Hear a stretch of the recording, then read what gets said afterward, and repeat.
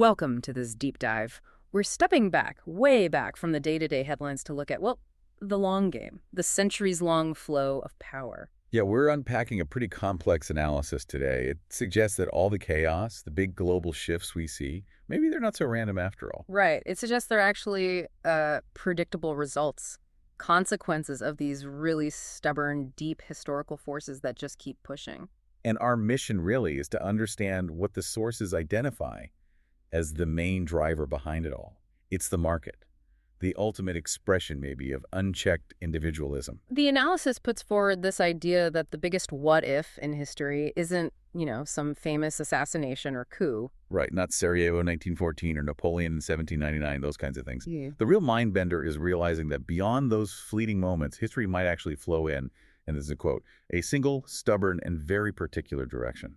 And that direction, this analysis argues, is the relentless push for individual freedom, defined mostly by market terms, above almost everything else, driven by the invisible or maybe not so invisible force of the market economy. Exactly. So today we're going to try and trace the mechanisms, the cycles of the market's power through history. There are these 9 distinct cores. And we'll get into what those mean. Yeah. And based on that pattern, the analysis actually predicts an end date for the current dominant empire of the U.S. Which is a pretty bold claim. It is. And it also reveals this chilling path towards kind of hyper-surveillance state, built, ironically, using the very tech we embrace for personal freedom right now. Okay, lots to unpack there. Before we dive into that timeline, just a reminder, you can follow the really detailed analysis over at theofficialurban.substack.com and follow at officialurbanus on X for live threads and updates. Okay, so to figure out where we might be going, we have to look back, way back, at how power structures fundamentally shifted. Ancient societies, often had a kind of trinity at the top. Like the Roman. Yeah, like Jupiter, king of the gods, representing political sovereignty. Mm. Then Mars, god of war, the military. And Quirinus, who's the god of essentially money and economic life. Okay. History, according to this view, shows that the real, lasting power, the one that ultimately directs the others, isn't Jupiter or Mars, it's Quirinus. It's the financial power. And it's fascinating how the geography seems to track this. The analysis maps out how these centers of financial power didn't just pop up randomly. They moved systematically westward over thousands of years. It's quite a trail. From the Middle East, then into the Mediterranean, think Venice, Genoa, then up to the North Sea with Antwerp and Amsterdam, then across the Atlantic to London, Boston, New York, and finally settling for now in the North American Pacific region, California. Like a literal march of the market across the globe. Pretty much. And what's really key here, the sources emphasize this, is that this mercantile order, this market power, it didn't start out strong. It wasn't born from military might or political revolution initially. How did it start then? It's described as a microscopic parasite, something that grew within existing societies, whether they were ruled by priests or emperors. A parasite, that's a strong word. It is. And the analysis argues it didn't win through, better ideas or moral arguments. It used, and again I'm quoting here, technologies increasingly efficient in the practice of violence, injustice, and splendor. Okay, so using tools, maybe financial tools, maybe technological ones, to basically replace the old guard. Right. Merchants replacing princes, as the source puts it. Precisely. It suggests this wasn't just organic trade growth. It was a competitive system, almost like a hidden hand, designed to hollow out the existing political structures from the inside. So how did it keep that momentum going? How did one center replace another? It works through these successive temporary core cities. A city becomes the core, the dominant center, only when it achieves 2 things. First, obviously, it has to amass a huge amount of wealth, capital. But second, and this is crucial, it needs to create banking and financial institutions that are bold enough, innovative enough, to actually finance a new class of entrepreneurs. And what does that class do? They take essential services, things people have always needed or done for themselves or within a community, and they turn them into standardized, mass-produced industrial products. That's the engine, transforming services into goods. And we need to be clear about the human cost mentioned here. The sources point out this whole transformation, starting way back, relied on changing labor, moving from forced labor, like actual slavery or serfdom, into wage labor, but often poorly paid wage labor. So while it looked like maybe more freedom for the worker as a consumer, the real function, the analysis argues, was to concentrate the wealth generated by this new industrial production into fewer and fewer hands. often quite violently or coercively. Okay, so that concentration mechanism, it just repeats. It repeats. The analysis identifies 9 distinct forms, 9 core cities where this pattern played out. If we just walk through them quickly, you really see it lock into place. All right, let's do the timeline, maybe group the early ones. It starts with Bruges, around 1200 to 1350, and their focus was food. Yeah, industrializing food production and distribution, standardizing it. Then comes Venice, roughly 1350 to 1500. Their big innovation was mass-produced clothing, textiles. Then a big shift, right? With Antwerp. A huge one. Antwerp, 1500 to 1560, maybe a shorter period, but critical. Their product, the printing press, books, mass communication. And the source calls this kind of tech an implacable enemy of the old powers. Exactly. Suddenly, knowledge itself, or at least the vessel for it, becomes a standardized, marketable commodity. And that directly challenged the authority of institutions like the church, which had controlled information flow. Okay, fast forward a bit. We get Genoa, 1560 to 1620. What were they industrializing? Finance itself, really. High-level financial speculation. Instruments, credit, debt, moving money around became the product. Then Amsterdam, 1620 to 1780, a long run. Yeah. That was shipping, right? Logistics. Yeah, global transport. Yeah. Building the networks to move all these goods. They industrialized the supply chain, essentially. Then London, 1780 to 1840. Getting into the Industrial Revolution proper, their focus was domestic aids? Household stuff. Household services, yeah. Yeah. Starting to replace human labor in the home with manufactured goods, early machines, the market entering the private sphere. And then the jump. Across the Atlantic, Boston, 1840 to 1929. Right. And Boston industrialized communication instruments, telegraph, telephone, and crucially the automobile, mass mobility, individual transport as a product. Okay, almost there. Core number 8, New York, 1929 to 1980. New York's core products were entertainment movies, radio, later TV, and electricity, mass distribution of power. Now, the electricity point is interesting. The source connects it specifically to replacing domestic labor. Yes, very specifically. It argues that a key driver was the proliferation of electric motors in appliances, taking over tasks traditionally done by women in the home. This freed up labor, yes, but also created a massive new market for consumer electrical goods. Right, turning household work into a whole new industrial sector. Exactly. Which brings us to core number 9, the current one, centered around Los Angeles, starting around 1980 and running, well, to the present, or maybe nearing its end. And it's defining products. Information technology, software, hardware, the internet, and particularly what the sources call nomadic objects. Nomadic objects. The computerized machines you carry with you. The Walkman was an early example. Then iPods, the laptops, and of course the smartphone, taking your information, your media, your communication everywhere. The ultimate individualization of consumption, maybe. Okay, so we've laid out this cycle, this pattern of a core rising, industrializing a service, concentrating wealth, and then eventually fading as a new core takes over with a new innovation. Right. That's the mechanism the analysis puts forward. So, the big question you raised earlier. If this historical mechanism holds true, what does it predict for the current core, for the United States, centered around the LA tech-driven nomadic object economy? Well, this is where the analysis gets quite pointed. And yet alarming, as you said. What does it say? It states pretty clearly that the U.S., just like every dominant core before it, whether it was mercantile Venice or imperial Britain, is showing all the signs of financial and political exhaustion. Exhaustion, okay. And the prediction? Based on the historical cycle lengths and the internal signs, the research predicts that America's dominance, its time as the core, will likely be defeated around the year 2035. Defeated? By who? A war? No, not necessarily a military defeat. In the traditional sense, it's framed as a systemic defeat, caused by the very forces America championed and unleashed globally. The complete globalization of markets and the ultimate power shift to multinational corporations and finance, detached from any national loyalty. 2035, wow, that's really not far off. What are the specific red flags, the internal signs within this ninth core, the LA-centered system, that point towards this predicted decline? We should look under the hood, really. Definitely. The analysis points to 3 really critical interconnected weaknesses, structural flaws, essentially. Okay, what's the first one? First, financial speculation is described as totally out of control.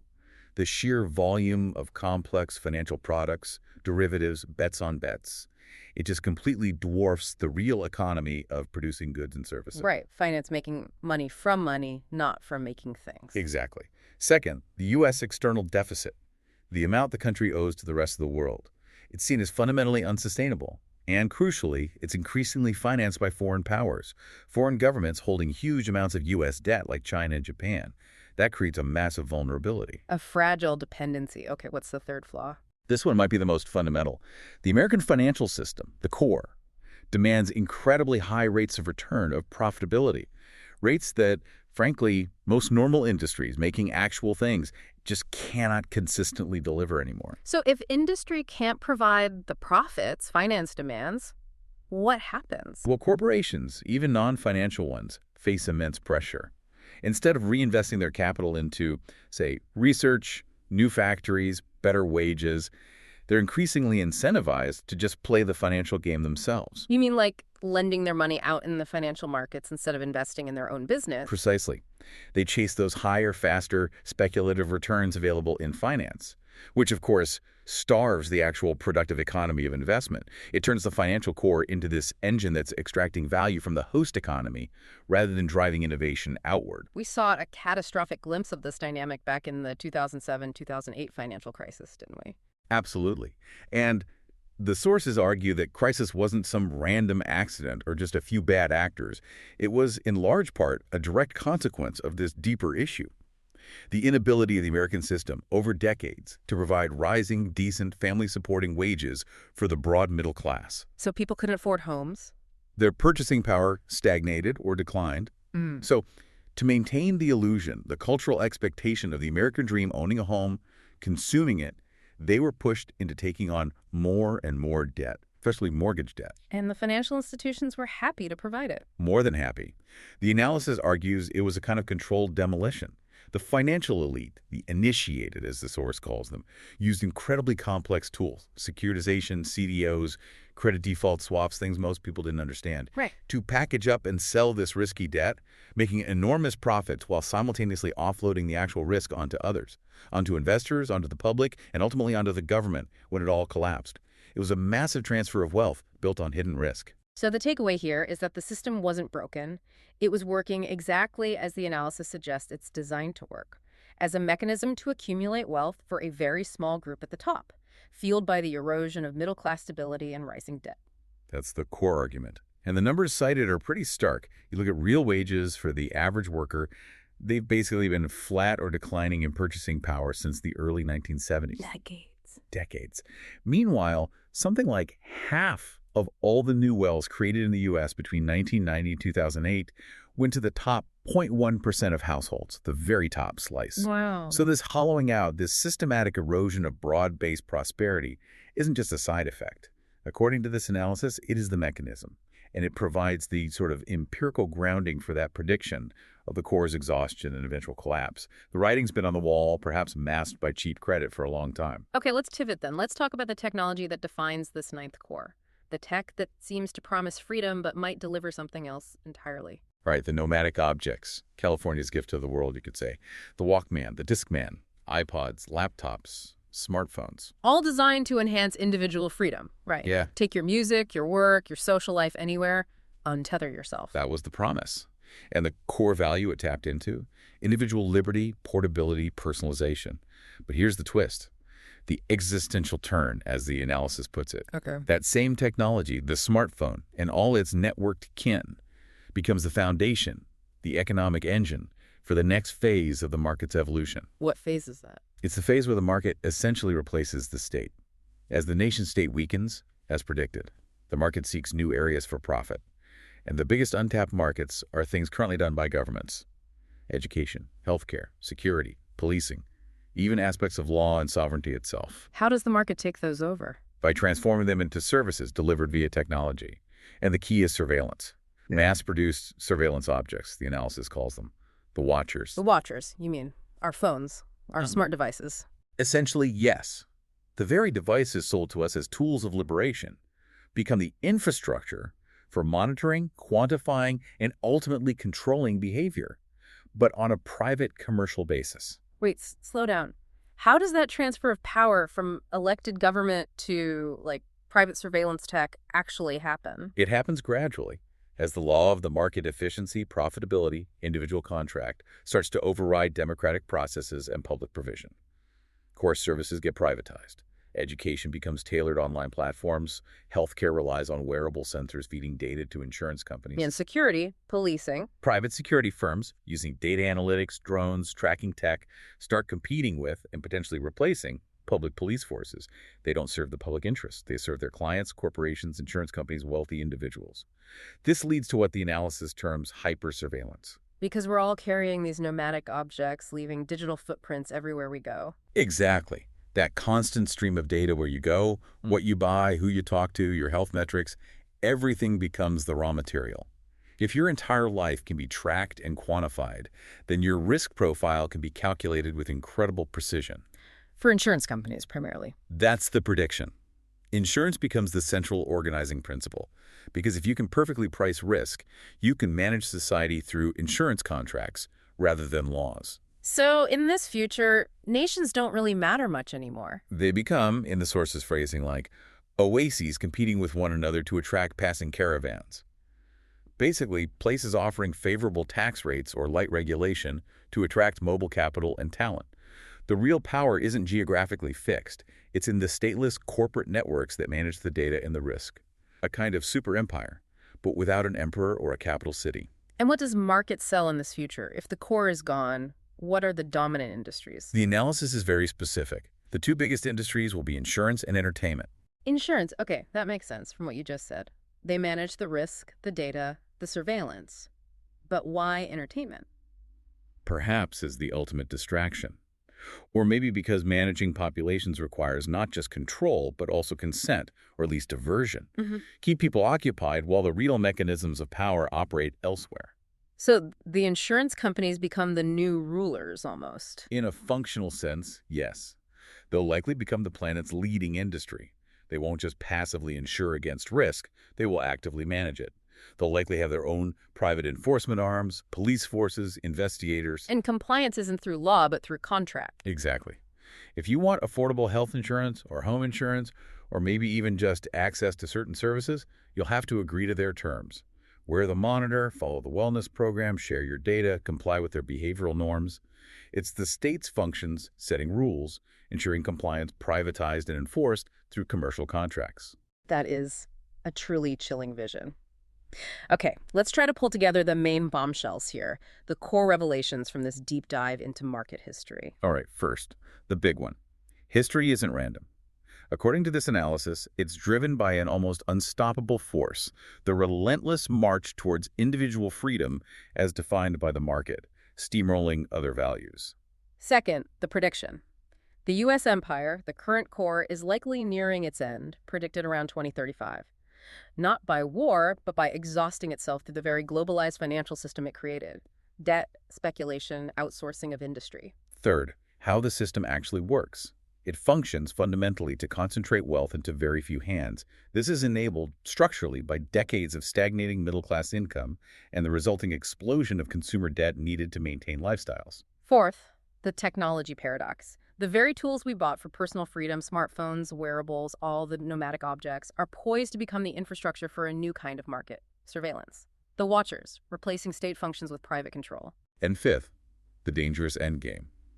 A world without a dominant regulating core is inherently unstable. The analysis warns of potential hyper-conflict planetary-scale wars, perhaps driven by scarcity of essentials like water or energy, and the rise of sophisticated non-state actors like pirate armies or corporate mercenaries. Okay, so this path, market dominance, state decline, war, hyper-surveillance, the analysis presents it as highly probable, based on expending these historical trends. Is there any alternative? Can humanity choose something different?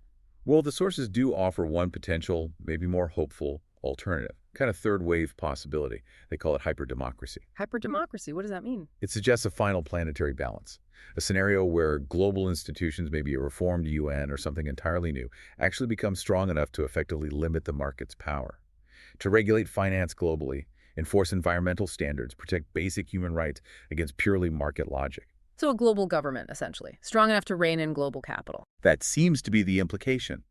But the analysis is clear. Achieving this would require an absolutely massive, almost unprecedented shift in collective human will, a global consensus and enforcement mechanism powerful enough to ensure, as the source puts it, planetary cohabitation between market dynamism and democratic ideals. A huge challenge, maybe one we'll only seriously confront when the current market path reaches its logical, maybe unsustainable conclusion. That might be the pessimistic but perhaps realistic view. There's so much more to dig into here. Remember, you can get the full detailed analysis we've been discussing over at theofficialurban.substack.com. Check it out. And join the conversation. Thread this on X using #UrbanOdysseyTruth. What's your take on this predicted future? The super empire, the watchers? Let us know. Reply to @officialurbanus. We'll be back soon with another deep dive.